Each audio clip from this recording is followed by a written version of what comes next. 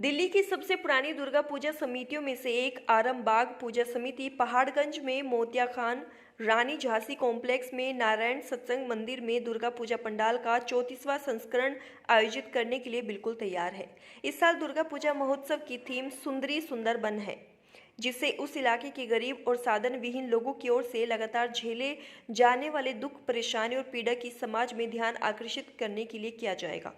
सुंदरवन राष्ट्रीय उद्यान भारत के पश्चिम बंगाल राज्य के दक्षिणी भाग के सुंदरवन डेल्टा क्षेत्र में बाघ संरक्षित क्षेत्र है। यह पश्चिम बंगाल में हुगली और पूर्व में रायमंगल जैसी नदियों के आखिरी भाग में स्थित है। 2585 वर्ग मीटर के आधे क्षेत्र में नदियां और झीलें हैं। सुंदरवन में रहने वाले लोग साल के 12 महीने बाढ़, चक्रवात, भूकंप और अकाल जैसी अप्राकृतिक आपदाएं झेलते रहते हैं। समिति ने इस क्षेत्र में 10 पीड़ित परिवारों को दुर्गा पूजा महोत्सव में भाग लेने के लिए आमंत्रित किया है। उनके और सुंदरवन में रह रहे दूसरे लोगों के अस्तित्व की रक्षा के लिए यहां आने वाले हर परिवार को 15,000 रुपये, कंबल, मच्छरदानी और दूसरी जरूरी चीजें दान में देने का फैसला किया गया है।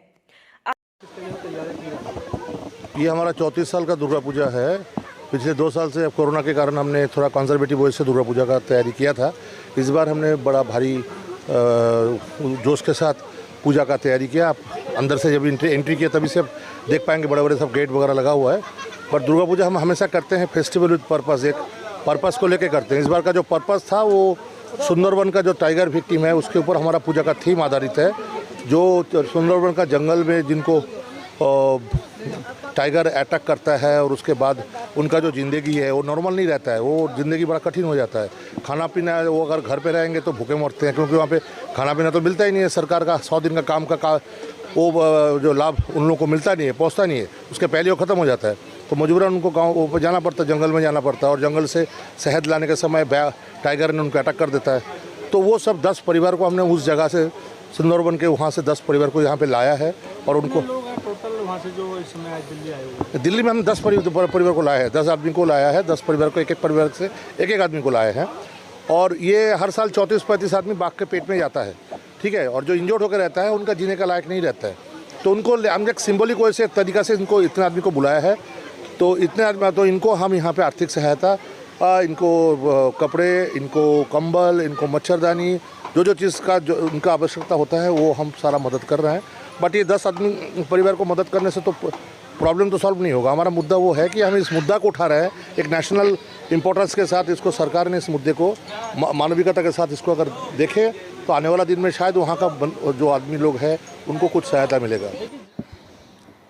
ये लोग माछ पकड़ने के लिए गंभीर समुद्र में जाते हैं, ख़ास तरीके से शनिवार और मंगलवार भी जाते हैं। तो एक रोज़ ऐसा हुआ, उन्होंने जब जिस नेट में माछ पकड़ता है उस नेट पकड़ा, नेट जब फेंका है उसके बाद एक बाघ अचानक उसका इसमें अटैक कर दिया। अटैक करने के बाद उन्होंने क्या, बाघ से बचने के लिए तालाब का अंदर में डूब गया, ठीक है। लेकिन उसका साथ उसका चाचा भी था जिसका नाम था बिमल माइती। उन्होंने सोचा, जब देखा तालाब में पूरा खून लाल हो गया तो शायद सोचा कि ये और ज़िंदा नहीं है। लेकिन उसके बावजूद इसके लाक अच्छा था, इन्होंने तो उस टाइम बच गया। लेकिन बचने के बाद जो उसको प्रिकॉशनरी ट्रीटमेंट शुरू होना है तो वो भी नहीं हो रहा था। उसका 17 साल का बेटा था और उन्होंने क्या किया, डॉक्टर को पाँव पकड़ लिया, क्योंकि इन्होंने ऐसे बताया कि शायद हम और ज़िंदा नहीं रहेंगे। ये बात सुन के उनका बेटा उन डॉक्टर को पाँव पकड़ लिया। पाँव पकड़ने के बाद बेहाला में एक हॉस्पिटल में उसका एडमिशन हुई थी और उसका ट्रीटमेंट शुरू हुआ। लेकिन अभी भी उस ये आँख में उसका डिस्टर्ब है, वो ठीक से देख नहीं पाते हैं। तो बाघ हमला किया था, इनको पीछे से किया था या सामने से? सामने से। वो जो एक आया था ना, उसका उधर से उठ के जब माछ उसका ध्यान उस तरफ था जब माछ पकड़ने के लिए, मछली पकड़ने के लिए, और उन्होंने थोड़ा देख भी नहीं पाया जे कौन सा जे अचानक उसका इस साइड में से फिर इस साइड। और সুন্দরবনে মাছ ধরতে আমাদের জীবিকা হচ্ছে কি, সুন্দরবনে মাছের উপরে জীবিকা।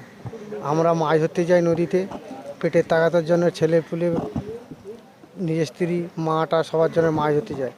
ওখানটায় শনিবার বার হয়ে গেছি আমি, শনিবার গিয়ে